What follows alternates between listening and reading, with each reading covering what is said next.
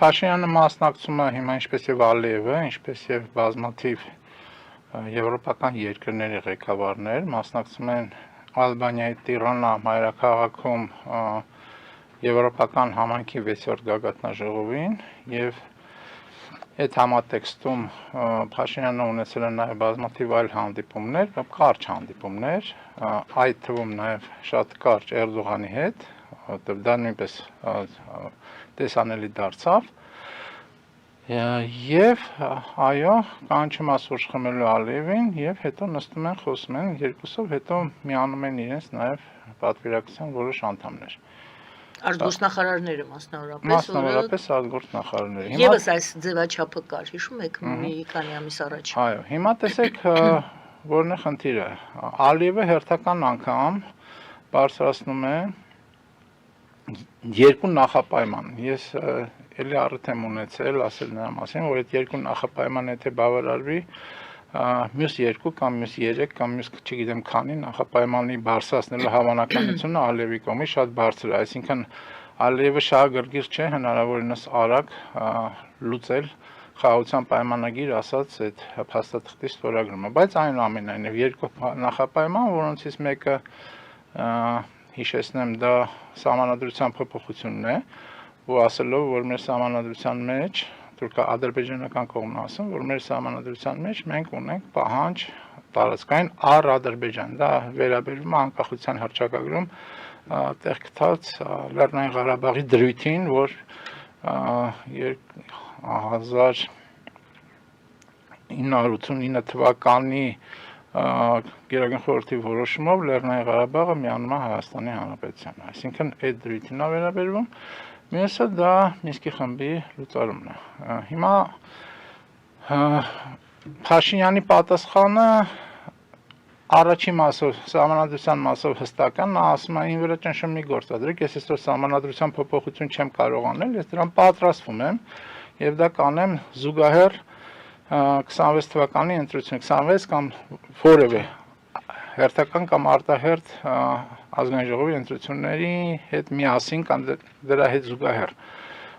հիմա եթե դա սկսեմ անել ապա հասկանալի կդառնա որ ձեր ճնշման ներքո այսինքն մենք պատրաստվում ենք դրան եւ այդ խնդիրները կլուծենք իսկ հիմա մինչ այդ մենք այդ խնդիրը լուծել ենք որովհետեւ Սահմանազատման այն փաստաթուղթը, որ Ադրբեջանի հետ ստորագրեցին, այդ փաստաթուղթը գնաց սահմանադրական դատարան եւ սահմանադրական դատարանը հասկանալի պատճառով այդ փաստաթղթի հետ ուղիղ առնչություն չունենալով այնուամենայնիվ որոշում ընդունեց, որ սահմանադրության մեջ որևէ խախտում չկա տարածքային պահանջատիրության կամ Ադրբեջանի տարածքային երկրների տարածքային ամբողջականության համատեքստում, այսինքն մեր սահմանադրությունը տարածքային պահանջ չունի եւ դա մեր սահմանադրական դատարանի որոշումն է։ Եվ Փաշինյանը ասում է, այս փուլում մենք այդ հարցը լուծել ենք, երբ որ պայմանագիրը ստորագրենք, նորից կմցնենք սահմանադրական դատարան, ասում է, ըստ կանոնակը մի անգամ չի որ ասել, ոչ թե այս անգամ ասում, այլ ինքը մի անգամ չի որ դրա մասին ասել, ինքն էլ ասել, արտաքին գործերի նախարար կոչվող Արադ Միրզոյանն էլ ասել, որ մենք նորից կմցնենք սահմանադրական դատարան, հավանականությունը շատ մեծ է, որ սահմանադրական դատարանը կասի որևէ խնդիր չկա, մեր սահմանադրության հետ կապված, այդ թվում տարածքային ամբողջականության մասը, որովհետև արդեն մի հատ այնպես որոշում ընդունել է։ Նրանք հղում են անում այդ որոշմանը, ինչի մասին ես արդեն ասի։ Այնպես որ մի անհանգստացենք, մենք այդ հարցը կլուծենք։ Մյուս խնդիրը, որ բարձրացնում Ալիևը Մինսկի խմբի լուծարման, ինչի ադրբեջանական կողմը այդքան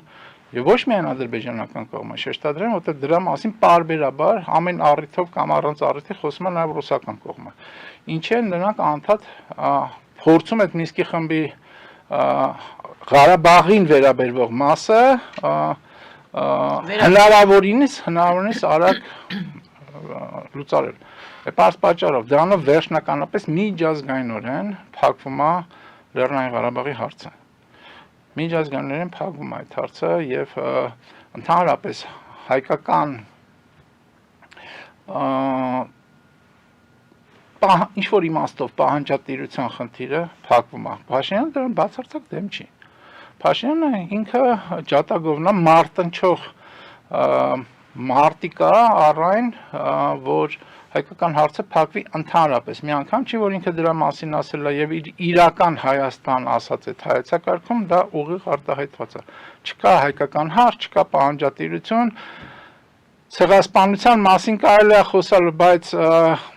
հայրենազրկման եւ ցեղասպանության հետևանքների հատուցման մասին ոչ, այսինքն մենք Թուրքիայի հետ որևէ խնդիր չունենք, Ադրբեջանի հետ որևէ խնդիր չունենք, սովետական միության սահմաններում, Հայաստանի Սոցիալիստական Հանրապետության սահմաններում մենք մեր գոյությունը կփորձենք պահպանել։ Հիմա ինչքանով դա կստացվի, շատ մեծ հարցական է։ Հիմա դրա համար այդ Մինսկի խմբի փակումը նշանակում է Լեռնային Ղարաբաղի հարցը միջազգայինորեն ավարտել, հասնել ավարտին։ Փաշինյանը դրան համաձայն է, բայց ինքը ինչ ասում, ասում է ես անհանգիստ եմ, քանի որ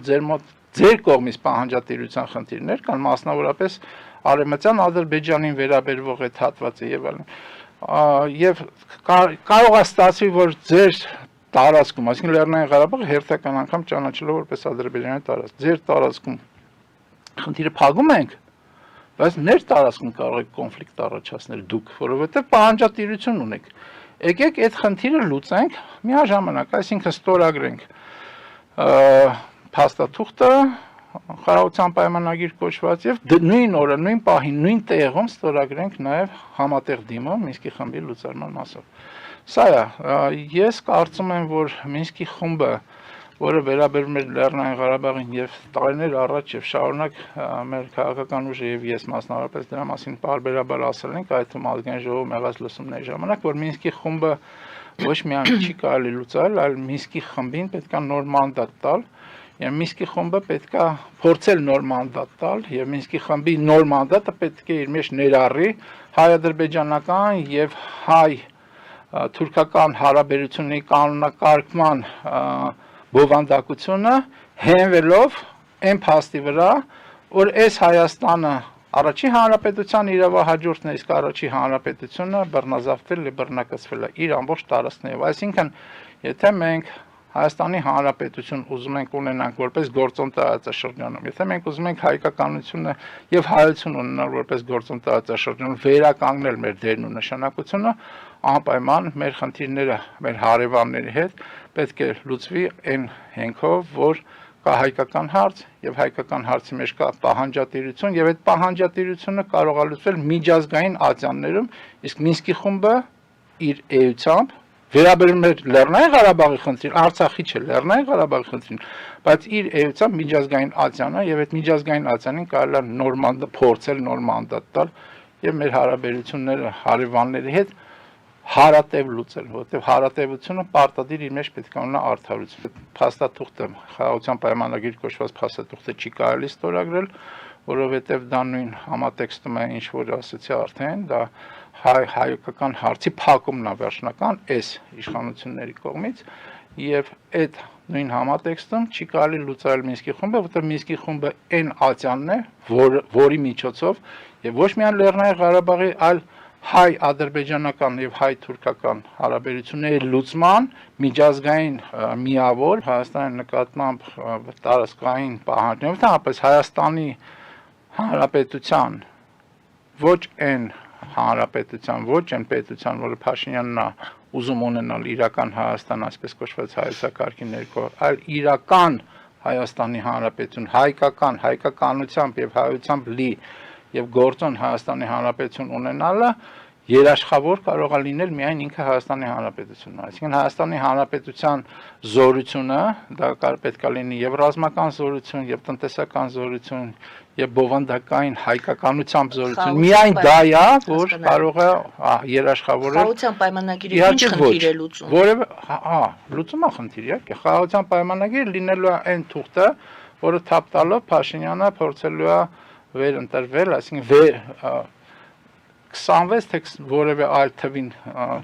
կատարվող ընտրությունների ժամանակ ինքը դա է վերցնելու որպես իր հիմնական գործոն եւ դա լինելու իր փաստարկը առ այն, որ տեսեք, ես բերեցի Հայաստանի Հանրապետությանը, հայությանը, հայ ժողովրդին խաղաղություն եւ այս խաղաղության փաստաթուղթն էլ դրա վկայությունն է։